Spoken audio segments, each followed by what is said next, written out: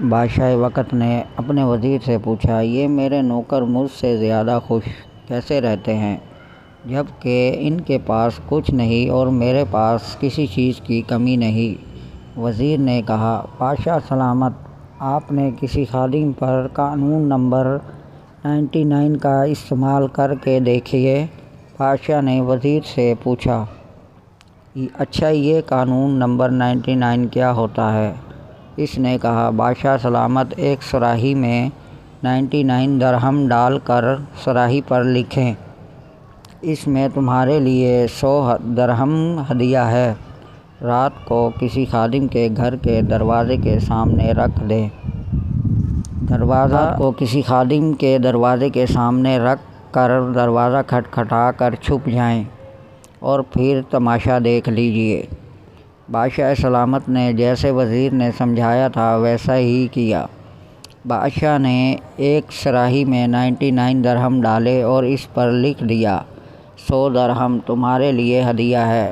بادشاہ نے ایک خادم کے دروازے پر رکھ دیا اور دروازہ کھٹکھٹایا اور چھپ کر تماشا دیکھنا شروع کر دیا۔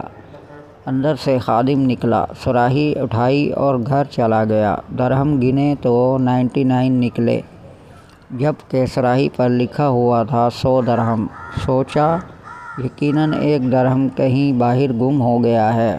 خادم اور اس کے گھر والے سب باہر نکلے اور درہم کی تلاش شروع کر دی۔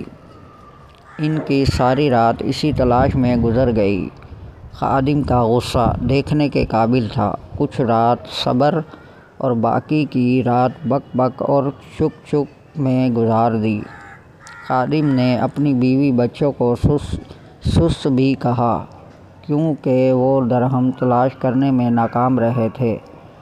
دوسرے دن یہ ملازم محل میں کام کرنے کے لیے گیا تو اس کا مزاج مکدال، آنکھوں سے چکر آتے، کام سے جھنجھلاہٹ، شکل پر افسردگی آیا تھی۔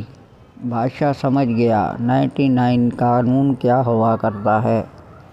لوگ ان 99 نعمتوں کو بھول جاتے ہیں جو اللہ تبارک و تعالیٰ نے انہیں عطا فرمائی ہوتی ہیں اور ایک ساری زندگی ایک نعمت کے حصول میں سرگرداں رہ کر گزار دیتے ہیں جو انہیں نہیں ملتی، اور یہ والی نعمت بھی اللہ کسی کی حکمت کی وجہ سے رکی ہوئی ہوتی ہے، جیسے عطا کر دینا اللہ کے لیے بڑا کام نہیں ہوا کرتا۔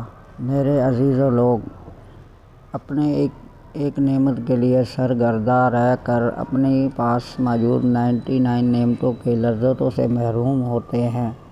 اپنی 99 نعمتوں پر اللہ تبارک و تعالیٰ کا احسان مانیں اور ان سے مستفید ہو کر شکر ادا کیجیے۔ اللہ ہمیں اپنا شکر گزار بندہ بنا دے۔ اللہ پاک ہم سب کو کسی سمجھنے اور نیک اعمال کرنے کی توفیق عطا فرمائے۔ آمین یا رب العالمین۔